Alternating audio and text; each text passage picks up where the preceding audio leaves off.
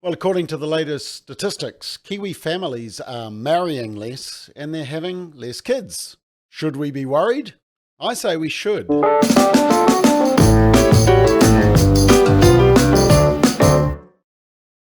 So, according to statistics released just last week, the general marriage rate has dropped to a record low in 2021 of only 7.7 couples per 1,000 people eligible to marry. Let me show you that in a graph.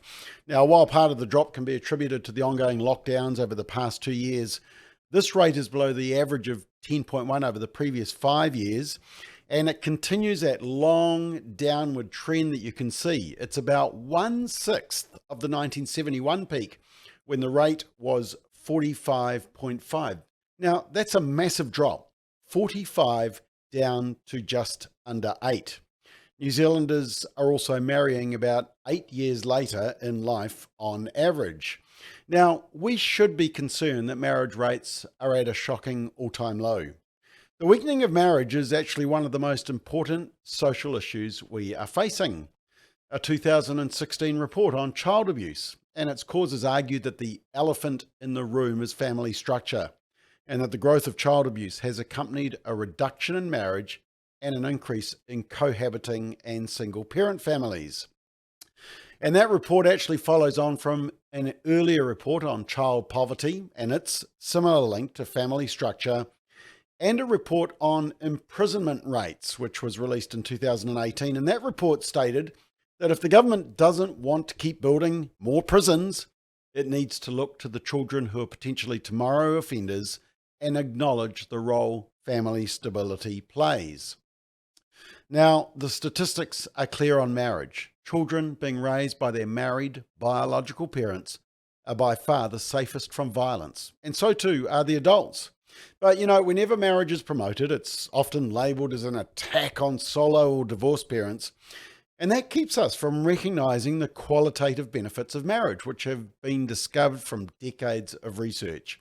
In virtually every category that social science has measured, children and adults do better when parents get married and stay married, provided there is no presence of high conflict or violence.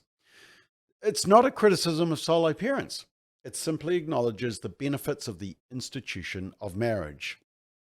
Now, here's the other concerning statistic. New Zealand's fertility rate has also reached an all-time low, with an average of 1.6 births per woman. You can see it declining right down there. Yes, the documentation says per woman, so that's a good biological start. But 1.6 is well below the population replacement level of 2.1.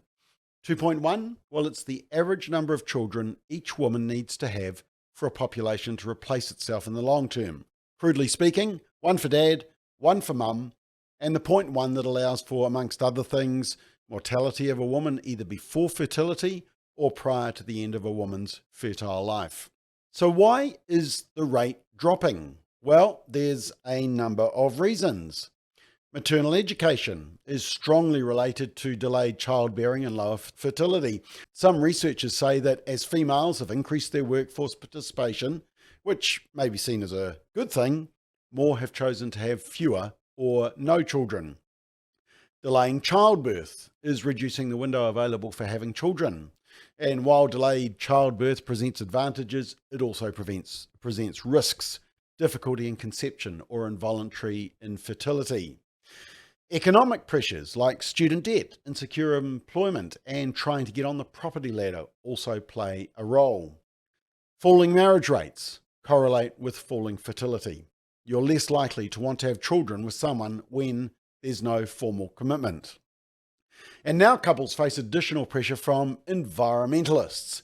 They're being told to limit or reject childbearing as the best way to reduce the carbon footprint. Now, look, this all should be sounding bells for politicians and policymakers in New Zealand, because with a declining fertility rate comes a reliance on migration to provide for an aging population.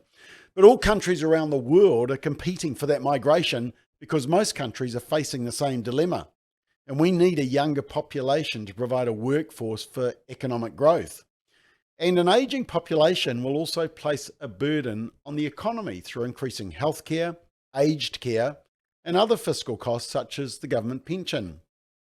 In fact, researchers at the University of Washington's Institute for Health Metrics and Evaluation, they published a report in The Lancet in 2020, and they predicted that the worldwide fertility rate will fall below 1.7 by 2100 worldwide. 183 out of 195 countries are predicted to have a fertility rate below the replacement level. Now, once again, we have a report on this on our website. Researcher Lindsay Mitchell has done a great report. Families, ever fewer or no children, how worried should we be? You know, whether the solution is financial incentives, enhanced maternity and paternity leave, whether it's free childcare, employment rights, or maybe it's migration through open borders, New Zealand needs to be having this discussion. We need to ask whether Kiwi families are delaying or not getting married, whether they're delaying or not having children, what factors this is based on, and whether their decision is based on the most accurate information, because the future of our country depends on it. Marriage isn't perfect, humans are involved, but we ignore its benefits at our peril, including the effect on our fertility rate. And it's time we promoted the best model possible. I mean, weren't we told to go forth and multiply? Did God forget about the carbon footprint thingy? Is having a brother or sister or two now to be frowned upon? You know, when a married couple announce their third child or fourth child, should we be reporting them to the population control police or environmental groups? It sounds dopey, doesn't it? When Prince Harry and Meghan said that they would only have 2 maximum kids as a sign of their commitment to environmentalism, pro-lifer Lila Rose from Live Action, who shared a message via video at our March for Life 2 years ago, she said this: kids are never the problem. We don't solve concerns of war, the economy or climate by rejecting the gift of kids. We solve our problems by taking ownership for whatever our part is in them, and by using the creativity, gifts and talents we have to serve others and make the world better. You know, get married, have children. It's the family way. Our culture will get weaker and ultimately won't survive without it.